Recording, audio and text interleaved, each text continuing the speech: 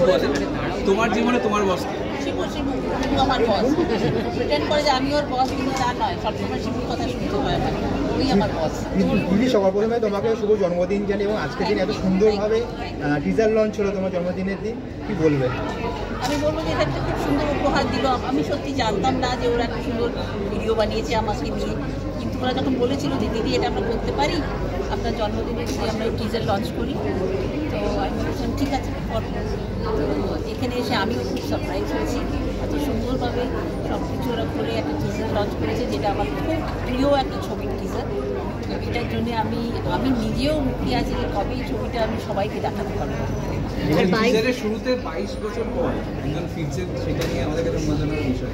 তুমি নিজে তোমার কাছে কতটা স্পেশাল? এমন একটা মানুষকে আমার মনে হয় সকলের কাছে স্পেশাল, পুরো অডিয়েন্সের কাছে স্পেশাল, যে আমরা একটা লেজেন্ডকে আবার 22 বছর পর ফিরিয়ে এনেছি। মানে ওনাকে কনভিন্স করানো তো একটা বিশাল একটা দায়িত্ব ছিল আমাদের, যে আপনি ফিরে আসুন, কারণ উনি তো একটা রেক্লুজ হয়ে গেছিলেন, মানে ফিরে আসতে চাইছিলেন না। আবার সিনেমার জগতে পারা খুব মানে শেষ হয়ে গেছে, আমার সময় সিনেমার যুগের সময়টা আমার শেষ হয়ে গেছে। কিন্তু তারপর উনি গল্পটা শুনলে আমার ভালো লেগেছে, কিন্তু উনি আমাদের কথা উনি জানতেন, কারণ উনি আমাদের ছবি দেখতে খুব ভালোবাসেন, এবং আমি ওনার খুব প্রিয় ছবি, আমিটা বারবার নাকি উনি দেখেন। তো যখন আমরা অ্যাপ্রোচ করলাম, এক কথায় রাজি হয়ে গেলেন, আমাদের সাথে উনি কাজ করতে চান। তো দিদি, 22 বছর আগে যখন ইচ্ছে, যখন আমরা কোনো মা ছেলের গল্প দেখেছিলাম, আবার একটা অন্যরকম মা ছেলের গল্প এখানে পাচ্ছি, কি বল, সেটা নিয়ে আজকে আমরা কিছুটা ঝলক দেখতে পেলাম। দিদি, বিষয়টা কিরকম ভাবে এসছে আর কি, মানে এই বিষয় ভাবনাটা মাথায় কিভাবে?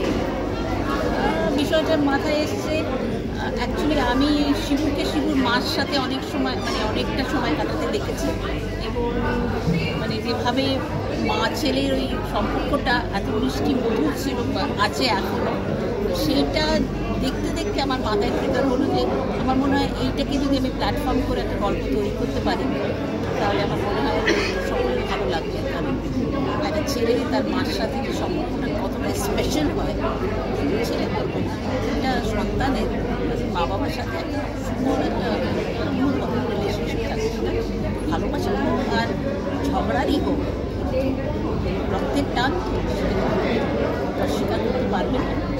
তো সবাই যেমন হোক না কেন, কোথাও না কোথাও একটা ভালোবাসা লুকিয়ে থাকে তাদের পরিবারের, সেটাকে আমি চেষ্টা করেছি যে পরিবার কত ইম্পর্টেন্ট, এবং একটা মা ছেলে দিয়ে আমি একটা সুন্দর গল্প সিনেমা প্রেম।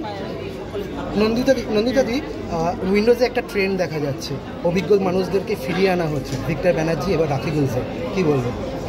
আমার মনে হয় এরা কেন, মানে মানুষ এদের এত ভালোবেসেছিল ওদের সময় দিয়ে, এবং ওরা যখন হঠাৎ করে আমরা দেখলাম ওরা আস্তে আস্তে ফেড আউট হয়ে যাচ্ছে, কারণ ওদের বয়স অনুযায়ী ওরা রোল পাচ্ছিল না। Very important to create roles. এই যে লেজেন্ডারি ফিগারগুলোকে যদি আমরা ফিরিয়ে আনি, এবং আজকে ইয়াং জেনারেশন যারা এদের দেখেনি খুব একটা, বা ওদের অ্যাক্টিং বা ওদের প্রফেসর সম্পর্কে ওদের ধারণা নেই, আবার যদি পর্দায় দেখে এরা কী ছিলেন ওদের সময়, এবং এখনও কি জোরদার অভিনয় করতে পারে।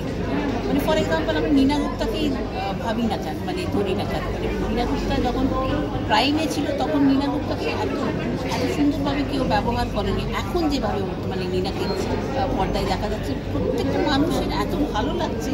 এই যে হেডেন ট্যালেন্ট বা জ্যাকি শ্রফকে প্রত্যেকের মধ্যে ট্যালেন্ট আছে, প্রত্যেকের মধ্যে এই ট্যালেন্টগুলো না, যখন ওরা নিজেরা ভাবে যে কেউ জানলো না, আমরা হারিয়ে যাচ্ছি কি, সেখান থেকে ওদের নিয়ে আসাটা আমার মনে হয় যে চেষ্টা করছি, আমার মনে হয় দর্শকদের ভালো। দিদি, কোথাও এরাই যেন এখন মানে মুখ হয়ে উঠছেন বাংলা ছবির ক্ষেত্রে। তো